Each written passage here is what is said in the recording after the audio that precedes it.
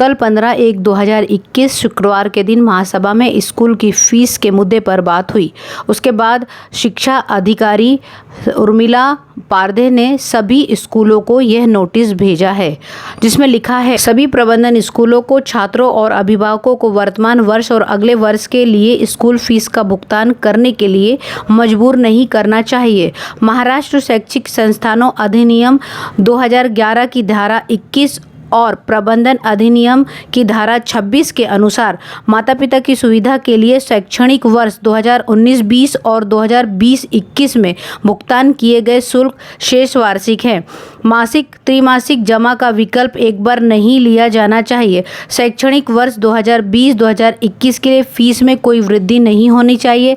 शैक्षणिक वर्ष 2020-2021 के लिए यदि कोई शैक्षणिक सुविधा का उपयोग नहीं करना है और लागत कम हो जाती है तो उसके अनुसार फीस कम करने के लिए पीटीए में एक प्रस्ताव पारित किया जाना चाहिए।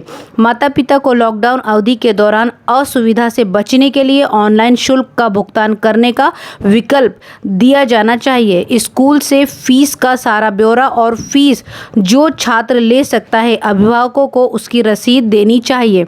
इस कार्यालय में माननीय एमएलए माननीय कार्यालय ने पार्षदों, जनप्रतिनिधियों और अभिभावकों से अपने स्कूल में पढ़ने वाले छात्रों के बारे में ऑनलाइन शिक्षा प्राप्त करने और ऑनलाइन शिक्षा को रोकने और फीस और परीक्षा शुल्क का भुगतान नहीं करने पर उन्हें परीक्षा में बैठने की अनुमति नहीं देने की शिकायतें प्राप्त की है। शिकायत प्राप्त न हो इसका ध्यान आगे से रखा जाना चाहिए।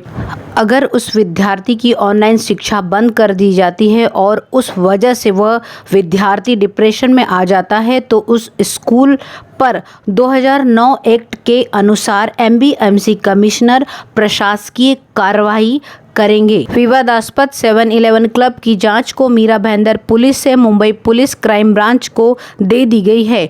भाजपा के पूर्व विधायक नरेंद्र मेहता गृह मंत्रालय के आदेश के कारण मुश्किल में पड़ सकते हैं। इससे पहले मीरा भाईंदर वसी विरार पुलिस आयुक्तालय के सहायक पुलिस आयुक्त शशिकांत भोसले 7-Eleven क्लब की जाँच कर रहे थे। जाँच को अब पुलिस सहायक आयुक्त शशिकांत भोसले से लेकर मुंबई क्राइम ब्रांच को सौंप दी गई है। यह विवादित और सीआरजेड क्षेत्रों में निर्माण की अनुमति देने के मामलों को, गलत तरीके से बिल्डिंग परमिट देने के मामलों को उजागर करेगा, भले ही वह आर्द्रभूमि और सीआरजेड प्रभावी क्षेत्र ही क्यों न हो। 2019 के इस मामले पर तेजी से कार्रवाई नहीं हो रही थी, इसलिए शिकायतकर्ता पर्यावरण प्रेमी धीरज परब ने सरकार और वरिष्ठ पुलिस अधिकारियों के पास शिकायत दर्ज कराई, जिस वजह से अब इस केस की जांच क्राइम ब्रांच द्वारा की जाएगी। आज जैसे कि पूरे देश में कोरोना टीकाकरण के साथ साथ मीरा भाईंदर में भी कोरोना का टीकाकरण शुरू हुआ। जंबो हॉस्पिटल, वोखाड और टेम्बा में सभी जगह यह अभियान शुरू किया गया। तीनों जगह पर 100 की मात्रा में अस्पताल में टीकाकरण हुआ, यानी कि कुल मिलाकर 300 अस्पताल के जो कर्मचारी हैं उनका टीकाकरण किया गया।